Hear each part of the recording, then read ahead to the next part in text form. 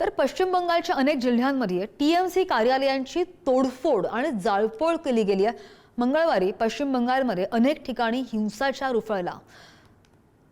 TMC कार्यालयाला आग लावली गेली। दक्षिण 24 परगणा जिल्ह्यात टीएमसीच्या सरचिटणीस आणि ममता बॅनर्जींचे भाचे अभिषेक बॅनर्जी यांच्या कार्यालयावर ही दगडफेक केली गेली आहे। माजी मंत्री अरूप बिस्वास यांच्या कार्यालयात जमावानं घुसून पोस्टर्स आणि होर्डिंगची सुद्धा तोडफोड केली आहे। तसेच हावडा, सिलीगुडी आणि बहारामपूर इथल्या टीएमसी कार्यालयांना सुद्धा आग लावली गेली आहे। या हल्ल्यांसाठी टीएमसीनं भाजपला जबाबदार धरलंय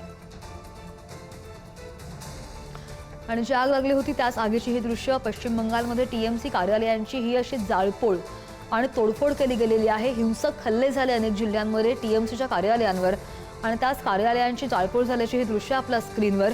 आत्मीय पश्चिम बंगालमधून निकाल लागला आणि त्यामध्येच बरेच कार्यकर्ते बरेच आक्रमक झाले। हिंसाचार उफाळून आल्याचे दिसतंय आणि टीएमसीनं या हल्ल्यांसाठी भाजपला जबाबदार धरलेला आहे।